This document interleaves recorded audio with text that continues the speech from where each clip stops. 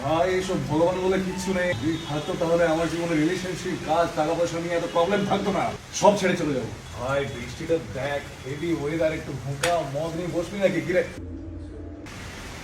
হরে কৃষ্ণ। নিয়তং কুরু কর্মোত্তং কর্ম জ্যায্য কর্মণ শরীর যাত্রাপি চ তেন প্রসিদ্ধেদ কর্মণ। শাস্ত্র নির্ধারিত কর্ম করো। জড়জাগতিক প্রবৃত্তিগুলোকে শুদ্ধ না করে কর্ম ত্যাগ করা উচিত নয়। ভগবান শ্রীকৃষ্ণ অর্জুনকে এরকম ভণ্ড সাধু হতে নিষেধ করেছেন।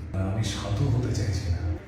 একজন গৃহস্থ কর্তব্য কর্ম সাধন করার মাধ্যমে গন্তব্যে পৌঁছতে পারে। হয়েছে, চল না খাই। আহার শুদ্ধ, সত্য শুদ্ধি, সত্য শুদ্ধ, ধ্রুবাস্মৃতি, স্মৃতিলম্ভে সর্বগ্রন্থিনাং বিপ্রমুখ্য। যজ্ঞ অনুষ্ঠান করার ফলে খাদ্য সামগ্রী শুদ্ধ হয়, সেটা আহার করলে সত্তা শুদ্ধ হয়, সত্তা শুদ্ধ হলে স্মৃতি শুদ্ধ হয় এবং তখন সে মোক্ষ লাভের জন্য চিন্তা করতে পারে। এগুলো করতেই হবে। প্রত্যেকটি জীবের জীবন ধারণের জন্য এই যে বৃষ্টি হচ্ছে, জল, বায়ু, এগুলো দরকার। এগুলো সরবরাহ করার দায়িত্ব দেওয়া হয়েছে দেবদেবীর উপর। কে দিয়েছে? পরমেশ্বর ভগবান শ্রী বিষ্ণু। ভিন্ন ভিন্ন যজ্ঞ ভিন্ন ভিন্ন দেবদেবীর তুষ্টি সাধনের জন্য অনুষ্ঠিত হয়, কিন্তু ভোক্তারং যজ্ঞ তপসাম। স্বয়ং শ্রীকৃষ্ণই হচ্ছে সমস্ত যজ্ঞের ভোক্তা। এত যজ্ঞ করার টাইম কোথায়?